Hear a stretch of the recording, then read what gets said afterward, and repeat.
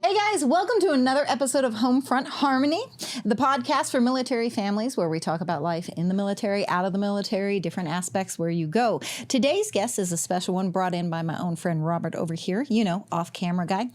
So Luis is here, and he is actually not only a veteran, but also a business owner and in the podcast world, much like us. So how fun is this? Hello. Thank you for having me. You are welcome. You are welcome. So we're going to kind of start at the beginning and then segue down. What got you to go into the military? Okay, here we go.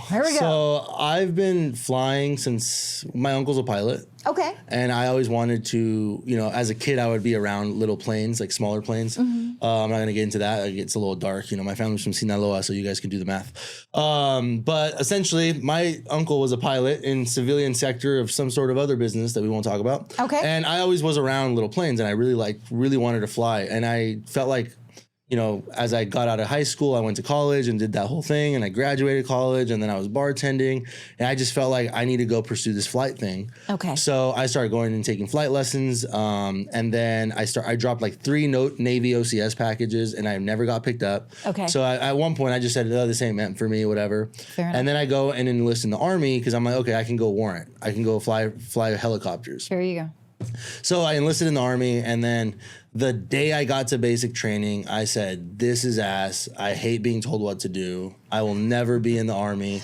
Get me the fuck out. Can I cuss on this podcast? You can. You can. Keep perspective, people. You will be told what to do if you join the military. And I didn't like that, and I didn't realize that I didn't like that because in college I had these one-off jobs and stuff. Yeah. But I think as a bartender, and I've said this many times, as a bartender, you're kind of building your own little business within somebody else's business. Okay. Because you have to build your own clientele. You have to get your own regulars. You have to work for tips.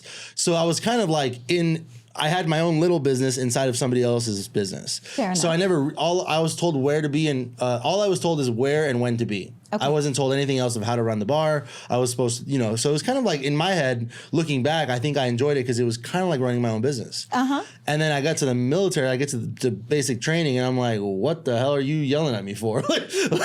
So I wasn't a fan, and especially when I went in mid-20s, I think I was 23, and having another 23-year-old that joined at 18 is in charge of me. And I'm like, you don't know more than me. So there was a whole, I also think that I have a big ego. So ego was involved. But anyways, that was how I got to the Army, was failed attempts of becoming a pilot. And then when I got to the Army, I think the recruiter kind of fucking tricked me a little bit because he's like, yeah, once you're in, you just drop your warrant packet and you're good. And I'm like, that's not how it goes. Okay. So then I just said, get out. I did my contract and got out. Okay. And I'm not going to get into the details of why I didn't like the rest of the Army, but that was how I got in and out. So I was like a quickie. It was 3 years out. Okay. Yeah. All right. Well, some people just do their time and get out. Yep. Some people are lifers. It doesn't fit everybody's lifestyle. Mm-hmm. And that's one of the biggest things we talk about is everybody has their own story. Yeah. And they're only out what happens. Some people go into it thinking they're going to be a lifer and then go, whoa, wow, you know what? Guess what? I was not made for this. That was me. So it happens. Yeah. It happens. I do find it interesting that being interested in flying, you went Army versus Air Force.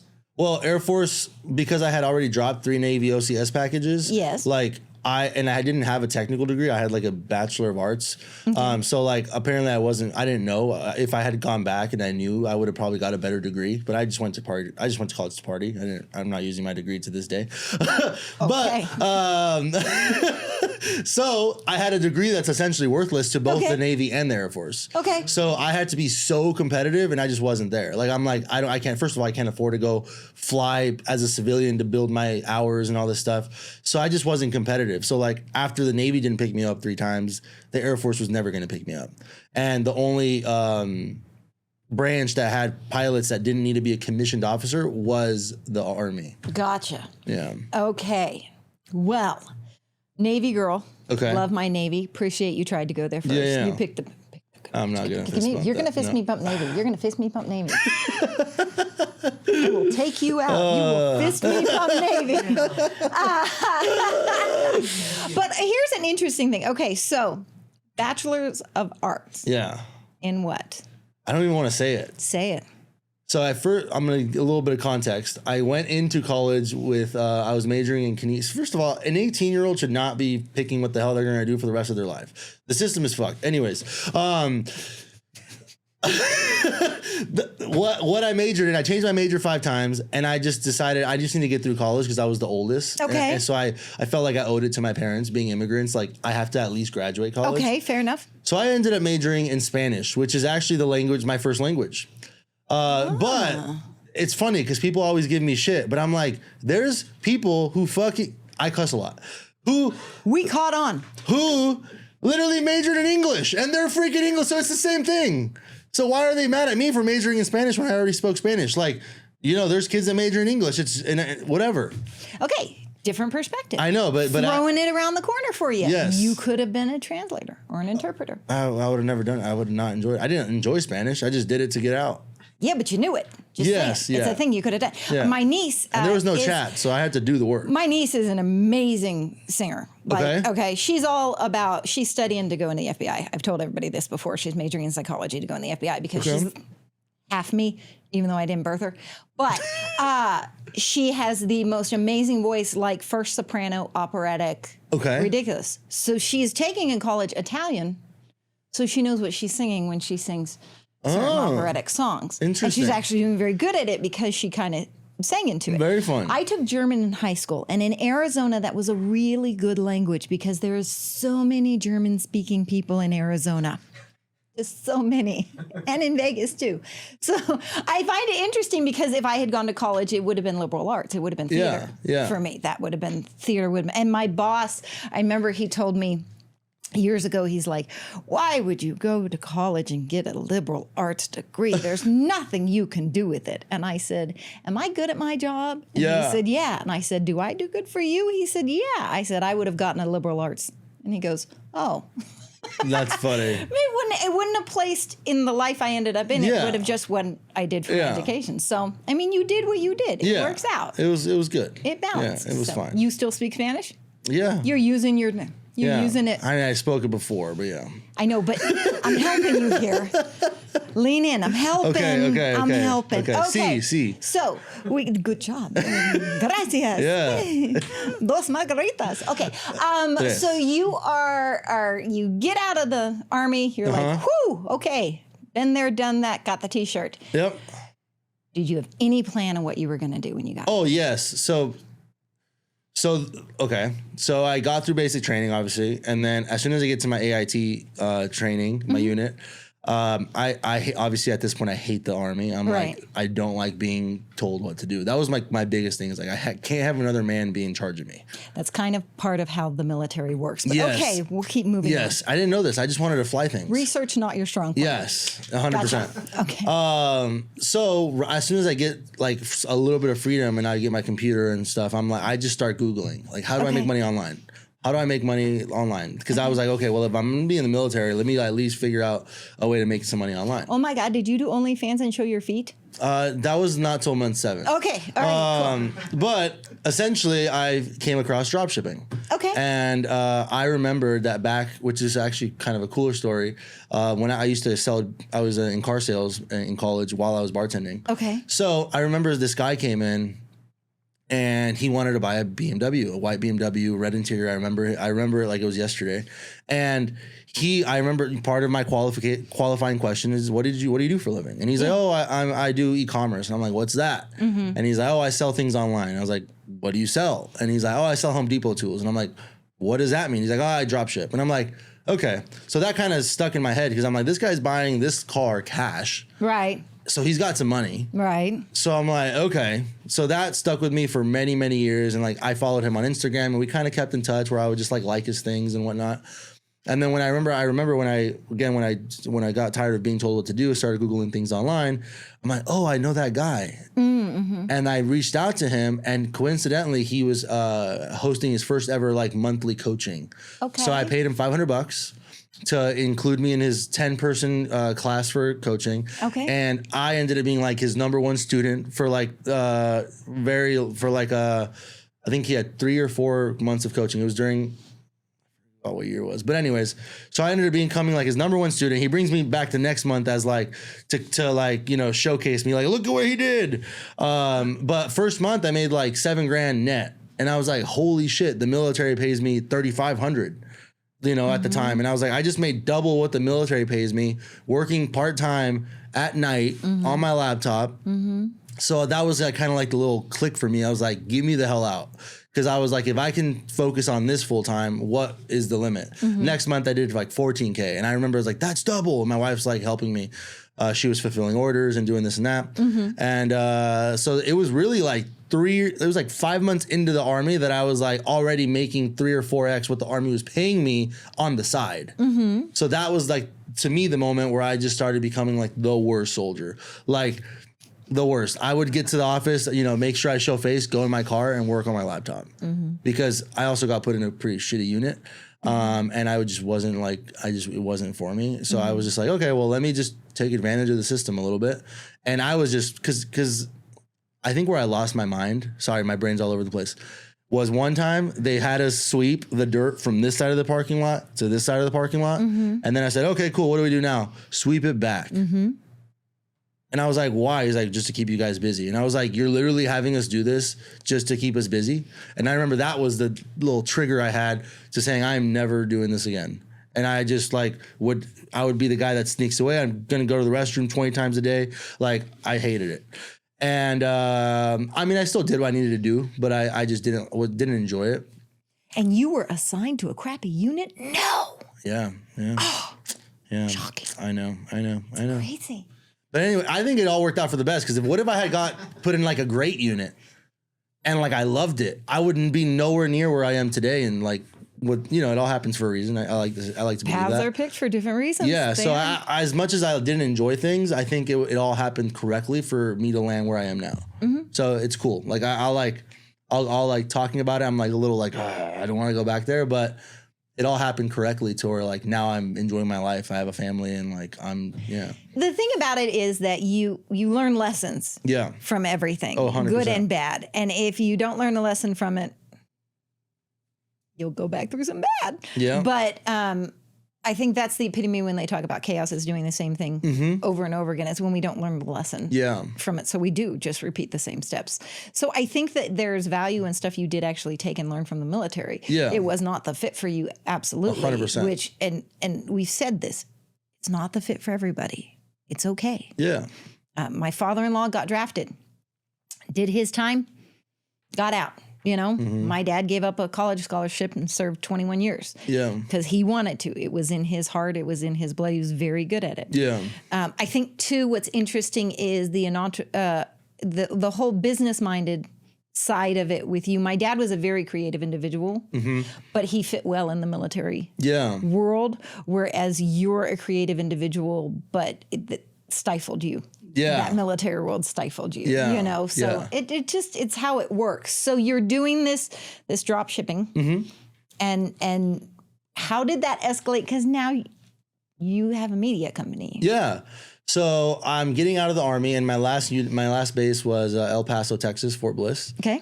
And I was making all this internet money and we had started buying rentals. We had started investing in things, you know, excuse me. And essentially, I'm like, well, I don't want to go back to California. So I was like, what's the closest thing? Which is Vegas. Okay. So I was like, okay, cool, Vegas. So from El Paso to Texas, we moved from Texas to Vegas. And in my head, I'm like, okay, it's an hour flight to everywhere. So me and my wife get here. We have one kid at the time, and we just start working. And I start kind of meeting people and whatnot. But I get a warehouse, which was really crazy. That it's like 5 doors down, and that was like 6 years ago. Okay. But yeah, so I got the first warehouse, and I started just drop shipping, doing the thing. I'm running a warehouse. Got the forklifts. Got semi trucks coming in. You know, whatever it is. And then I want to do this, right? I'm like, I want to start a podcast about e-commerce. Okay. So then I buy a bunch of podcast equipment. I don't know what I'm doing. I still don't know what I'm doing. That's why I have Robert. But essentially I bought, microphones. I bought the mic stands. I bought a couch. I made it like a cool lounge podcast vibe. Okay. And I started my podcast. And then I'm like, and then somebody asked me like, hey, like, they were on my podcast. Can I rent that studio from you? And I'm like, no, it's not for rent. What are you talking about? And then I'm like, and then he's like, no, I'll give you money. I'm like, I get it. I don't really want random people in my space. Like, and then and then I was like, he was like a friend, and I was like, sure, dude, whatever. And that was like the first little money I made from a podcast studio. And then kind of accidentally, there was some rules that changed in the e-commerce world. So where I was just going to shut down the business. I'm like, I'm going to go look for something else. I'm going to exit this business. I'm going to see what's next. I'm cool. Financially, I didn't need to. I was kind of over the warehouse, like being dirty all the time. I kind of like the idea of like being clean and going to an office. Okay, fair enough. Because I was like grimy all the time. I was like wearing shorts, tank tops, and I was running a warehouse. Yeah. And so I was shutting down that business.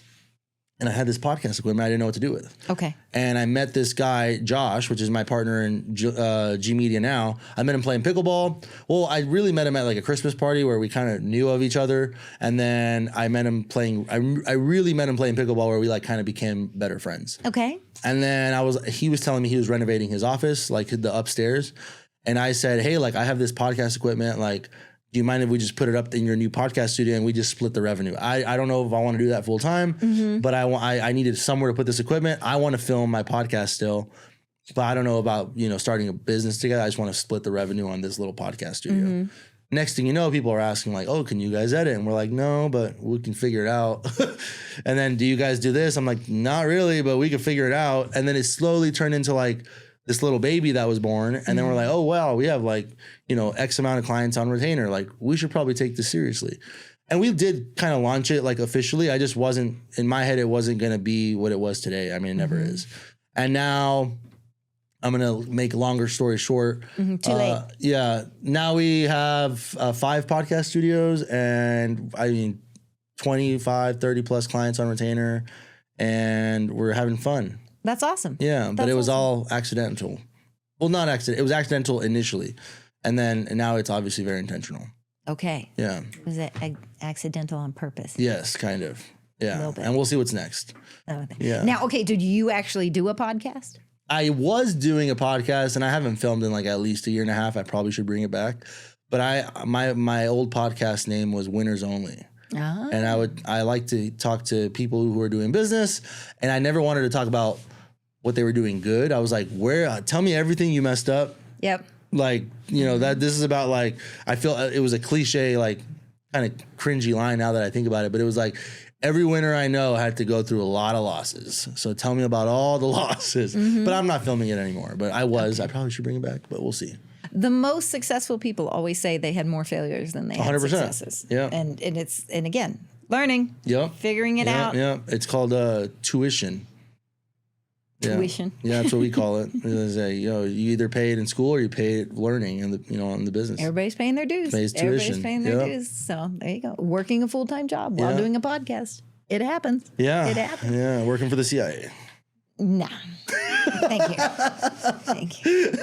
No.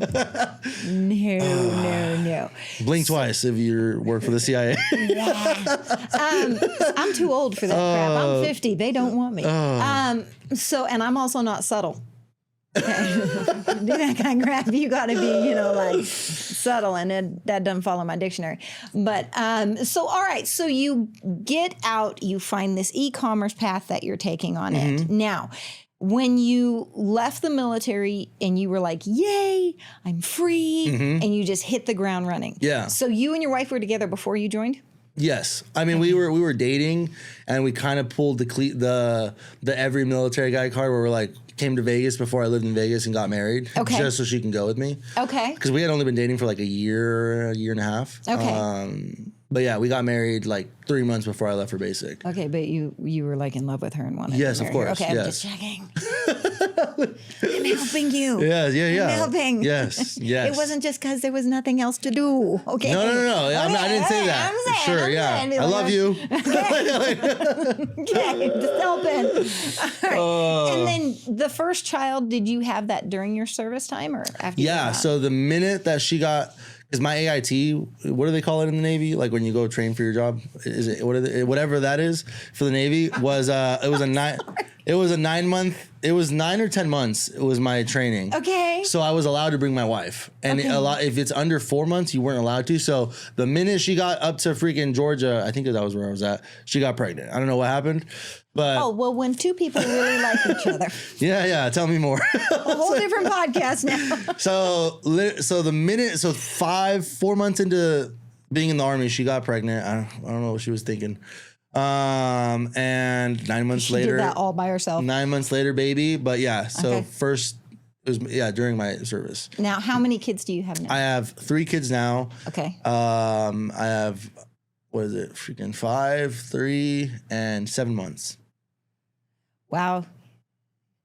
That's not a lot of spacing there. Oh, no. A lot of young babies. Yeah. Yeah. Well, I always knew I wanted to have my kids young though. Like I don't want to be like older and like not be able to be physically active with them. Okay. Like, so I had my first one at 24. Okay. Yeah. And I'm 31 now. Yeah. And like some of my friends are like, have kids our same age now. And they're like in their like mid to late 40s. You said your kids were how old? 5, 3, and 7 months. And how old were you when you had your first child? 25. He's about to be 6. So okay, 25, not 24. Yeah. 24, I'm like, we're talking closer to 7 than we are talking. Okay. Yeah, well, he's about to be 6. Okay. Yeah. Okay, and it was only the one during your service time, right? Yep. Okay, because of the short time period. Because I've only been out for 4 years. Okay. Yeah. Okay. Yeah. All right, but never looked back, never wavered, just went right into civilian life. The transition wasn't a problem for you at all. The day that I got my paperwork that I said I was out, I took all my military uniforms, everything. I stopped at that they have like a little you're getting out store and they take all your shit. And I was like, take it all. I was like, I don't want it. None of it. I kept nothing. Okay. I was like, I kept nothing. I kept nothing. And they were like, are you sure? I was like, yes, I'm good, right? I'm free. I remember talking to my first sergeant and he was like, yeah, you're good. And I'm like, I can go get rid of all my uniforms. He's like, yes. I was like, are you sure? And I remember just like getting home, telling my wife, we're good. And she's like, what? I was like, no, we're good. I'm out. And she was like, we were all both happy. And then I was like, grab everything. And I freaking took all my uniforms, went to that little store. It was like a thrift shop almost. And they took all my crap. And I was like, take it all. And they're like, okay, well, let's see how we can give you. And I'm like, it's free. I was like, it's free.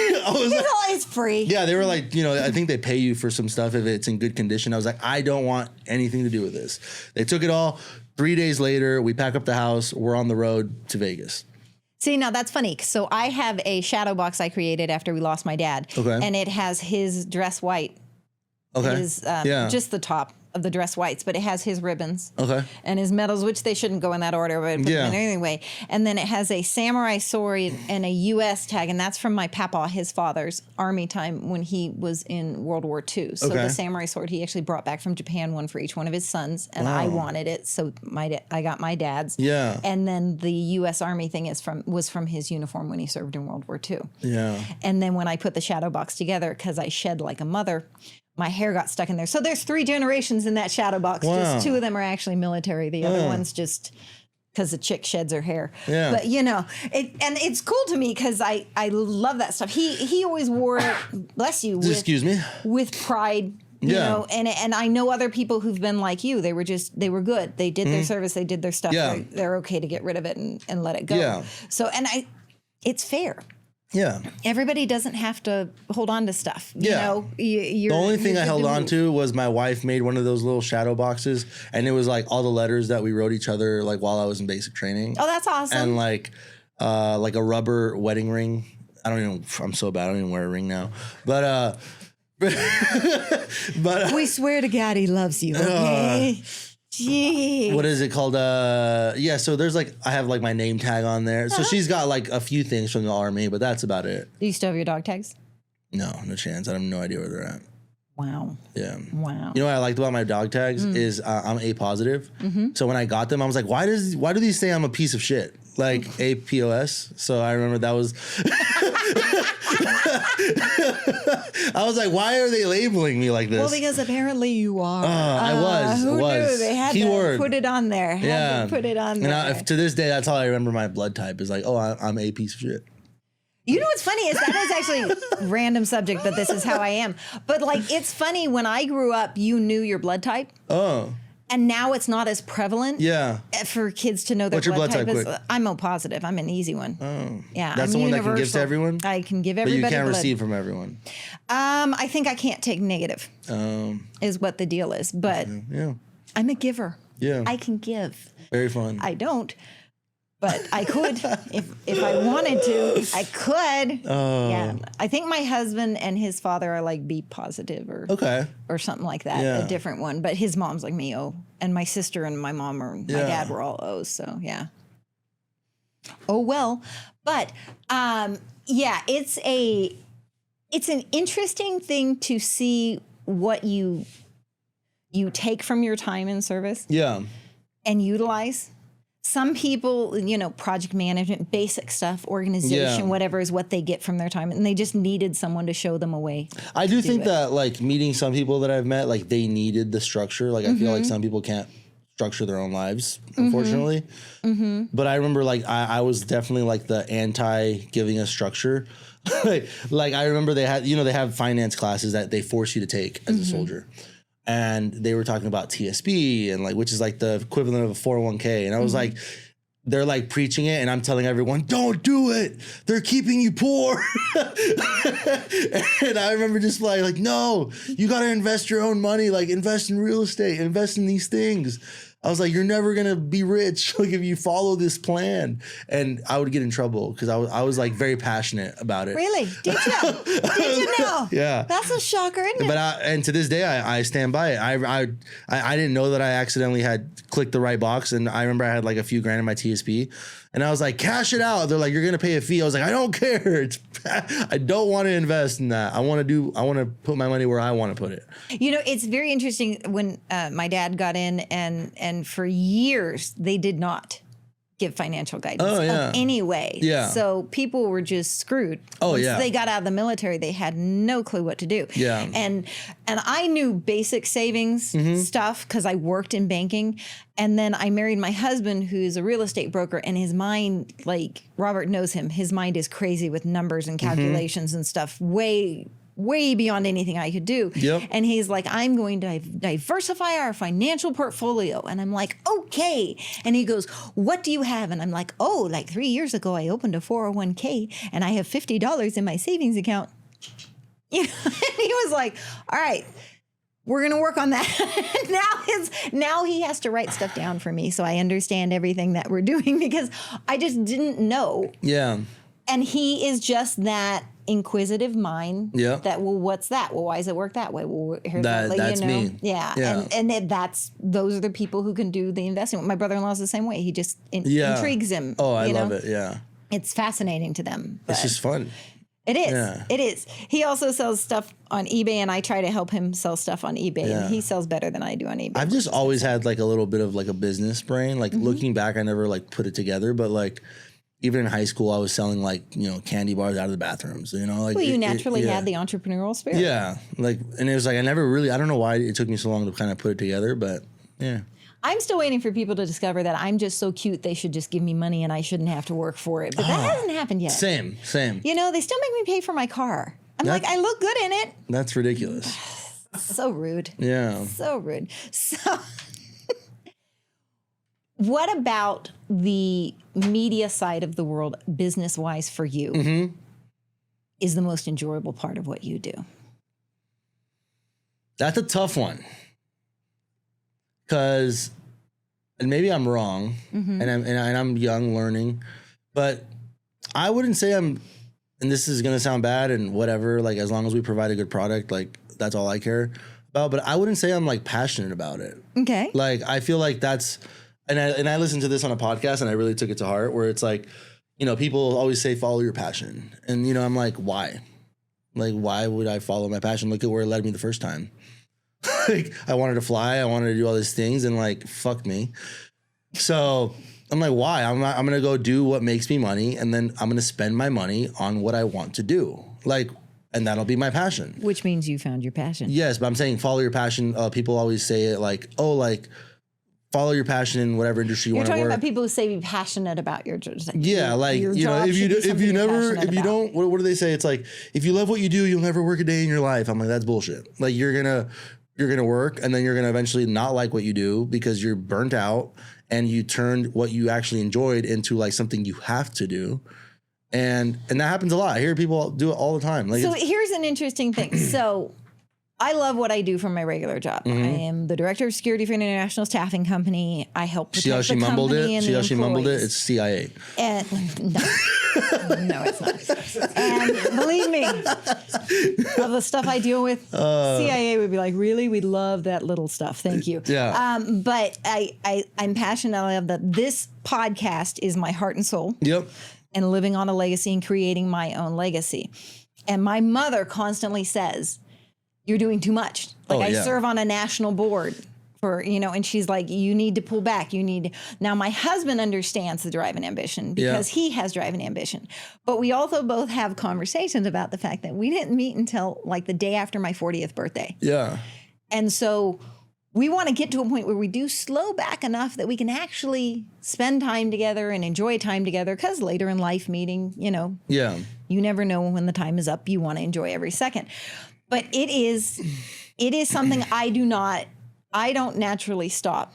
I am exhausted sometimes. Yeah. But there is a happiness and a peace in the exhaustion that I can't explain to anybody else because something went well. If it's a great podcast recording, I'm a happy girl. Yeah. I just did. I was. Is this going well?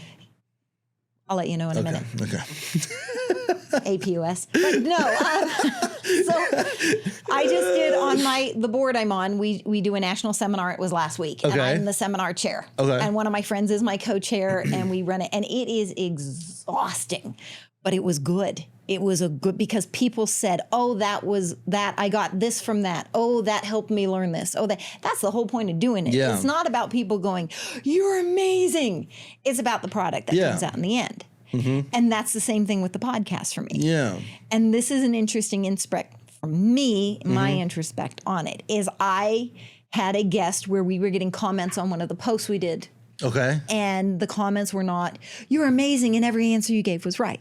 And the concern from the guest was that they screwed up. Oh. No. Yeah. The point of this podcast is to have discussion, for everybody to tell their story, for people to find out what somebody else experienced, because maybe you think you're the only person who went through that and you did something wrong. And no, we got to talk about it. Everybody's got to know. People will go into the military similar to how you did, kind of flying blind. Yeah. I've got a path. This is a path. This is what I want to do. This is where I want to go. Not understanding all of the system that goes into it. Oh, yeah.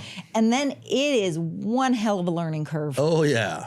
I agree. Either you sink or you swim. Yeah. Yeah. You know, is how, what was it my dad said? His dad taught them how to swim at the lake. He just took them and he threw them in the water. Oh, that was how I learned how to swim. Yeah. He's like, don't die. Pretty much. Pretty much. I feel like that's life, though, sometimes. I think that's the best way to learn. Just like, you know, you got to. Do you think that's the best way to learn? Sometimes, yeah. Okay. I feel like in today's society, like soft parenting has become a thing. And I'm like, no, like I will freaking discipline my kid. Like, you know, I just feel like all these little kids do whatever they want now. Well, I think that so in the world I am in of security, there are people who work very hard to do bad things. Yeah. And there are people who just try something and get lucky and think, cool, I'm going to keep doing it. And then there are people who just make stupid damn decisions. Yes. I was one of them. And those are always the ones that are shocked when they get caught. There was a case here in Vegas 7 years ago. Anyway, there was a robbery in one of the casino cages. Okay. The dude posted on Facebook with all the cash and was shocked when he was arrested. No way. That happened? Like, what the heck is wrong with people? Yeah. He could have got away. Yeah. And then he was shocked. This is the thing. We get in this glamorous fame. Everybody notice me. Everybody do. Okay, yeah, I'm a woman who doesn't have a problem being center of attention, okay? I dress it. I make up it. I do it. It's the way I am. I have no qualms about it. Most of the time, it's just to be the center of my husband's attention, but we'll just say Yeah. I don't have an issue with I was a theater actress. I'm good with it. My sister is beautiful and amazing and perfectly content standing on the side. Oh. And then we'll go do stuff together and have fun. Yeah. That's her thing. She doesn't need to be in the spotlight like that, you know?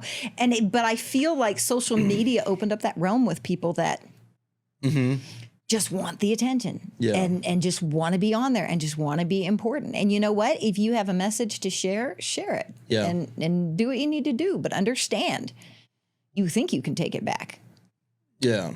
Yeah. Nothing the CIA ever goes downloads away every completely. file. Dude, I watched my IT department pull up stuff that people were like, it's deleted 4 times over. And they're like, here it is. I'm like, holy crap. Yeah. You did that in 2 seconds flat. You are good, you know? So that you have to be careful with what goes out there and where it is. But you accept what you put out there. Yeah. Well, I even heard that like when I was applying for OCS and all that stuff that OCS. That's what I said. I know that you keep using acronyms, and on this show, if you throw out an acronym, you have to tell everyone what the acronym stands for, and I let it slide twice. Officer Candidate School. Good boy. Okay, go ahead. While I was applying, they said, "Oh, like, is your social media cleaned up?" And I'm like, "Oh my god, it's all the fucking pictures of me just blacked out drunk and under bars, you know." So I go and delete shit. But yeah, of course the CIA pulled it right up. Well, I'm in staffing. Yeah. Do you know how many people we have to say, like, they're gonna look at your social media? Oh yeah, 100%. They're gonna check out. Yeah. We had one person, their email address I will never repeat.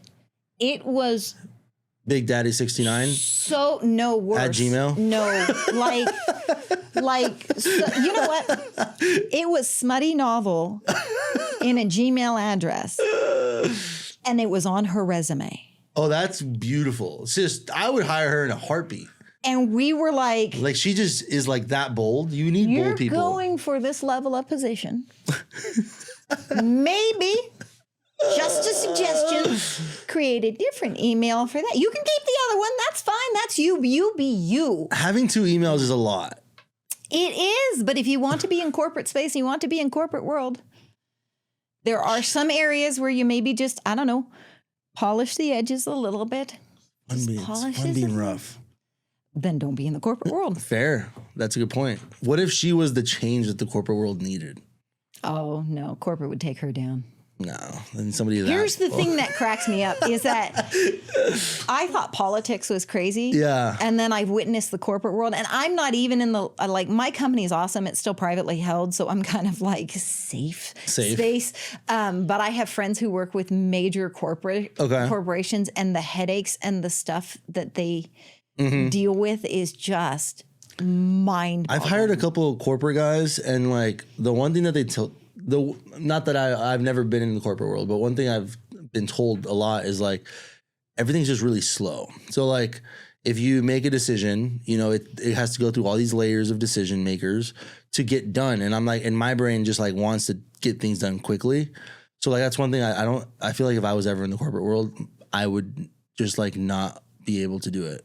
See, I have the advantage that we move pretty fast in my company, making things happen. Yeah. If it has to go all the way to the top, it has to go all the way to the top. But they're really great about knowing we need to keep the company running.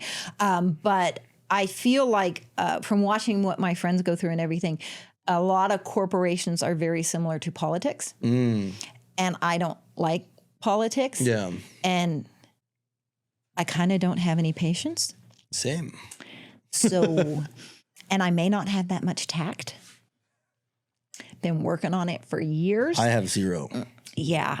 Yeah. Can you tell? If someone's going to say something that's inappropriate, odds are it's going to be me. We were in a board meeting with my national group a few months ago, and we were talking about something that came up, and I said, I won't be that candid.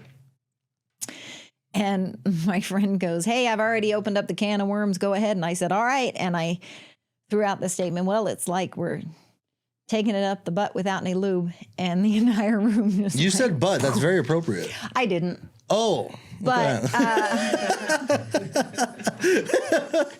You toned it down. entire room just wow. And then we all laughed because we needed it because it was a heavy subject, but it was just that's a point you get to. It's just like you just gotta let it out. You do. You just there's some points when like guys, there's gonna be no good end on this. We need to you know. But I enjoy the aspect of my job that I deal with is when something goes well. It's good. Yes. You know, when we fix something, when we get it right, yay, that's awesome.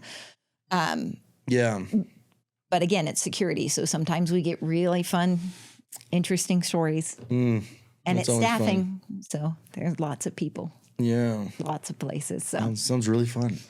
Some days more exciting than others. But, you know, that's okay.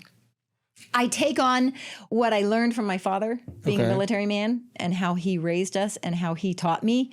And that's what goes into my job because you have to be completely unbiased. You have to rely on evidence. You can't rely on opinion, and you can't talk about everything that goes on. And it's, you know, it's a need to know basis. And it's funny how many people think human curiosity qualifies as a need to know. That's what I'm saying. Like, that's why I think the military, same thing. I wanted to know everything. I was like, why? I'm in the Army. I don't get to go to Area 51. Like, what the hell? Well, you would have had to not been in the crappy unit and been doing a good job to get that way. I did have top security though. Top security clearance. So why? What's above that? It says top. Again, need to know. I wanted to know. This is why it didn't work. I need to know everything. Yeah. There you go. There you go. Yeah. Still need to know everything. Yeah. That's okay. I remember when I do federal contracts for my company. And when I got my clearance, I went and I told my dad, I'm like, aha, I have this clearance. You should talk to me about stuff you worked on. And he goes, no. He was just real calm. He goes, no. I said, why not? I have a clearance. You don't have a need to know, babe. Okay. Fine. No, I was like, I hate. Yeah, I do. I think he actually went out one time to Area 51. I don't think he worked out there. I think he was out there for something, but he was at the test site. I want to know what those planes are that fly into Vegas every day with the red stripe that go into Area 51. They're taking people out to Area 51. Yeah. But there's got to be something else going on there. I feel like those planes fly different. Do you? Yeah. Oh. Yeah, I think it's different technology. I'm making this up. You put aluminum foil on your head. What if I pulled my hat off and there's aluminum foil? That would have been crazy. That would have been fun. I should have done that. That would have been fun. Oh man, it is insane, and it's funny because I told my mom we had to go to the base. A few weeks ago because my mom had to renew her ID card, and thankfully this is the last time she has to go because ever since Daddy's gone, going to the base just sucks for her, and it was busy. It took us forever to get through the visitor center. And then we couldn't find the building where the ID, it was just one of those adventures you go on. It just constantly keeps adding and adding. But we get in and we stand in the line and we get up to the window with the guy, and her appointment was an hour ago. And we're like, we got to come here. And the guy goes, okay, who's your sponsor? Where's your sponsor? And my mother said, well, he passed away. Do you need his death certificate? Boom. He changed. All of a sudden, he goes, I am so sorry for your loss, ma'am. May I have it? He took the thing and he goes, we'll call your name in a minute. And we waited maybe 5 minutes, and then they called us up and they gave her her ID, and they gave her the indefinite one, even though she's not 75 till July. Yeah. And it was just like, it was done so smooth and so quick and everything. And we were like, oh my goodness, thank God. And we're driving off that base. I used to love going to the base. Yeah. I feel like that's something I need to lean into is like kind of taking advantage of being a veteran. Like I don't very much, but have you used your VA loan? Oh yeah, I'm an investor, of course. I've used my VA loan probably 10 times. You can sit here and say, of course. Do you know how many people are investors and didn't use their VA loan? And we're like, people. Again, a lot of people are not smart. I think I've realized that. What is it called? I had a thought, and you cut me off. Hold on, what was it? Oh, I haven't been to the base, and I feel like when I mean veteran benefits, VA loan's like the easiest one that everybody should tap into. But like, there's so many other things. Like I have yet to go to the base. Like, and I don't even have You still have your ID? Huh? No, I threw that shit away. But I can go get my VA card. Like I got to go get all that stuff. But I still have my military ID. He's laughing at me. He's laughing when I turned 21, and like the ID says midnight on October 29th. I'm like, holy crap. Yeah. But yeah, no, the base for commissary and exchange used to be so amazing and so fun. Yeah. And then when Mom and I were caught in we couldn't and find no taxes. where we needed to be. We went by we got to the exchange and commissary by accident, and we're like, oh no, we don't want to go in there. No, we're okay. Let's just find the building we need to find. Why? What happened? Is it different? Daddy wasn't there. Oh, that's different. It was a big thing we used to do, always used to do with him. And we thought, we'll make a whole day of it and we'll do it. And we were so glad it didn't work out that way because we just wouldn't have been able to handle it. That's fair. There is stuff that I can handle and stuff I cannot. Father's Day has always been my hardest thing. And I have to figure it out because my husband's father is still alive and my father-in-law is a good man and he deserves to be celebrated on Father's Day. And I don't need to sit in the corner and pout that I'm pissed off I can't celebrate mine with him, you know. So my sister and I send each other dark humor jokes about, getting stretching ready to make somebody uncomfortable when they ask me what I'm doing for Father's Day because my dad's dead. Because that's how we deal with it. That's our thing. Yeah, make a joke about lube or something. You got to work it out. Life is meant to be lived. So what would you do? Okay. You have sons, daughters? I have 2 boys and I just had my daughter. Okay. So what if one of them comes up to you and says, I want to join the military? No way in hell. And they're dying to do it. It's their dream and everything they ever wanted to do. They're cut off. Not like from love. That. I'm saying they're cut off financially. But like I have goals of mine for, it's funny. They always talk crap about the kids that it's like, oh, you just have daddy's money. I'm like, hell yeah. I want my kids to freaking get picked on for having daddy's money. Like, yeah, they're going to be freaking so incredibly wealthy that they're going to. Yes, I don't care. But even if it's their desire and their dream. Then that's fine. They can go do that, but that comes with the consequence, which is I will not help you financially. It'll be interesting to see how that perspective changes as they get older. It won't change. Oh, mine? Oh, theirs. I think theirs will change. I don't think mine will ever change. I know you don't think yours will ever change. Okay. I don't know if you've caught on yet, but we've kind of understood who you are. Nobody. And where you stand. APOS. APOS. No, it's very interesting though, as you get older, how you don't change your beliefs. But I think your beliefs are instilled. On them do change as you get older too. There are certain things that I was die hard, this is how it is. And now I'm older and I look at it and I go, okay, you know what? For me, that is where I'm at, but I can understand that person's perspective and strength. But I think beliefs are instilled in you. Like if I knew, like the way I'm raising my kids, if I was raised this way, I would have, been more educated. My parents were immigrants, so the proper path was go to school and go get a job, and then you work for somebody else, and then join the military. There's benefits, and it's like if you are taught that the system doesn't work, then you will not follow the system. If you really want to serve because you feel like serving, like you want to serve your country, that's whatever. If you're joining because you want to get some benefits, it's not worth it. And a lot of people join for the benefits. I would say 80% of people that I've met, it's like, oh, well, I wanted to get my college paid for. I'm like, I wanted to do this. I'm like, okay, so you don't even want to serve. You wanted to just get some benefits. Yeah. But you will see some of those stay, some of those don't. It's the path. Everybody does their different ones. I was raised, and I'm grateful for this. My sister and I were raised with parents who said, what do you want to do? You can do anything you want to do. Just pick it and I think that's wrong. Kind of thing. I feel like the wealthiest people like have always like, let's just make that analogy with sports. People will be like, oh, what sport do you want to play? And it's like, no, you will do whatever sport I want you to do, and you will at least finish the season. What I hate when I see it, because I see it happen, because my kids do jujitsu. My kids do jujitsu right now, and there's kids that come in for a month. Oh yeah, and then they're like, Dad, I don't like this. I want to do something else. It's like, no, you will do what I say, and then with being good at something comes enjoying it. You will never enjoy something that you are not good at. But if you keep doing it and you get good at it, you will enjoy it. So different perspective. The way my parents handled it is, okay, but you made a commitment to this. So you will see your commitment out and you will finish this and you have to give and you have to put in the work and you have to do on it. T-ball, gymnastics, all of that. When I was done, when I finished the commitment that I gave, if at that point I still chose to walk away, I had finished the commitment. But define commitment, because it's like the season, like some sports don't have seasons. Yeah. So gymnastics didn't have a season. So what was the commitment to gymnastics? I'm going to do 2 months and then you were done? Or like, what's the commitment? Because that's where I think people fail to give words real meaning.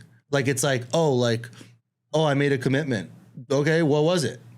Like, okay, but you're not teaching them to make a commitment. You're teaching them they have to do it because you said so. And I learned I had to do shit because my dad said so. You jumped and then you asked how high because it was a military aspect to it. But if you want them in the genuine, teach them both. They have to know both. They have to know that your word is value. Your word is you pick, you decide. But they need to also know they have to put in.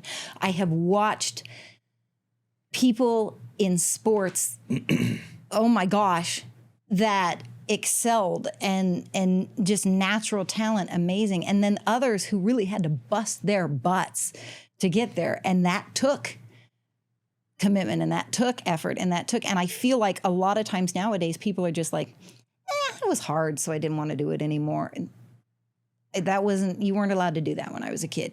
You had to do layup. As far as seasons for gymnastics, it was at a local community center or something that we did. So my parents had to pay for so many months at a time that I took it. So I had to finish out whatever was paid out at so the commitment had a time component to it. Okay.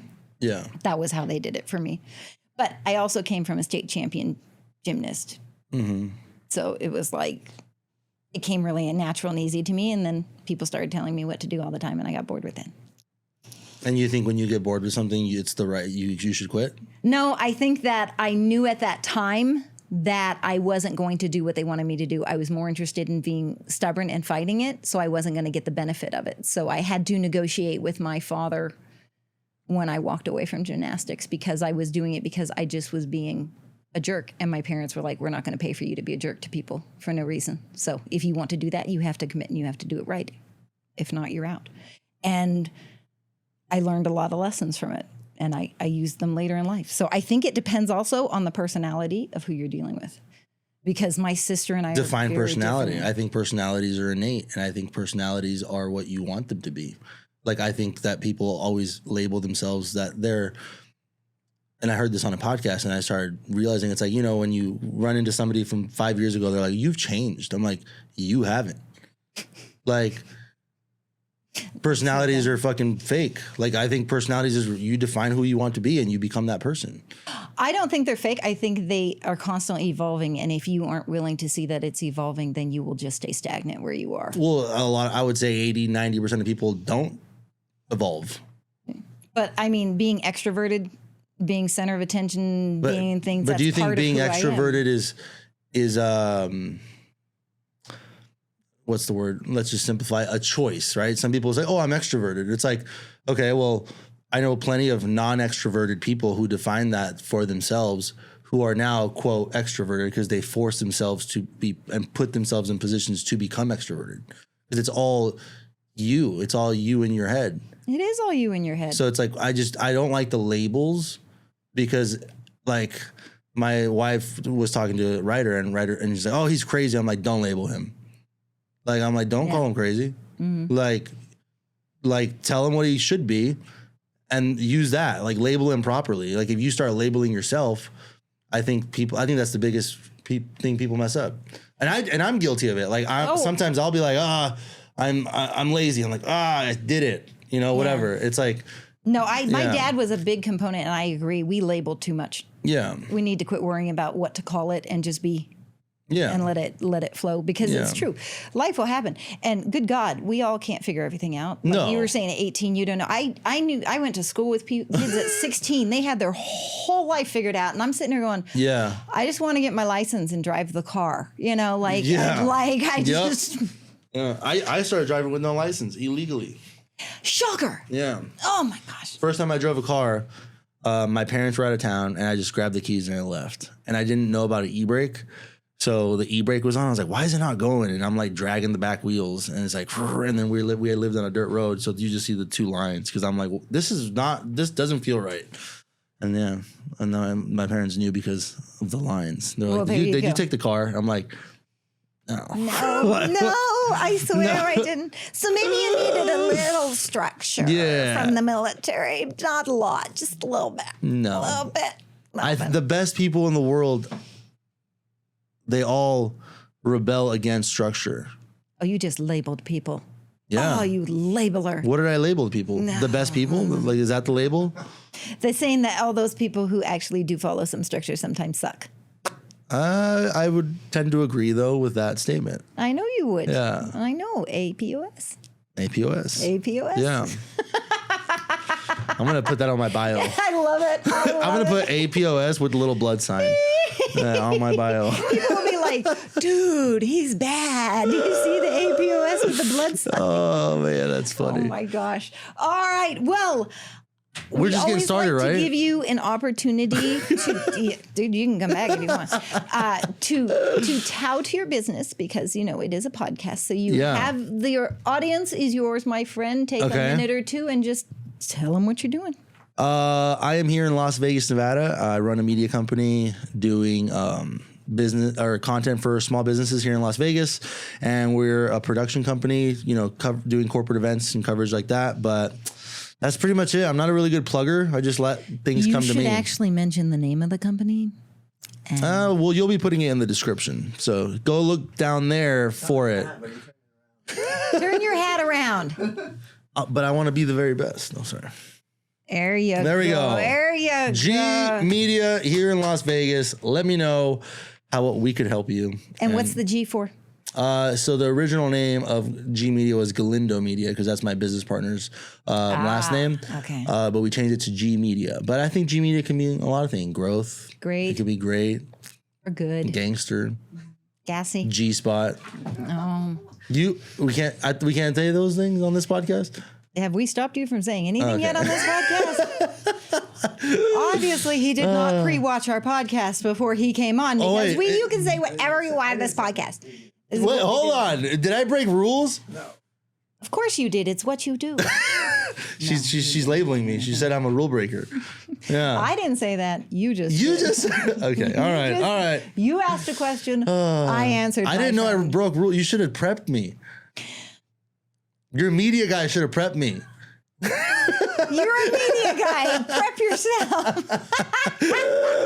All right, my friends, it is that time.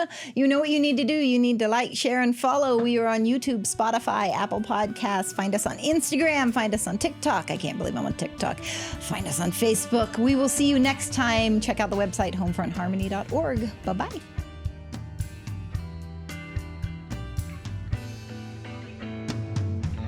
Faded photographs covered now with lines increasing, tickets torn in half.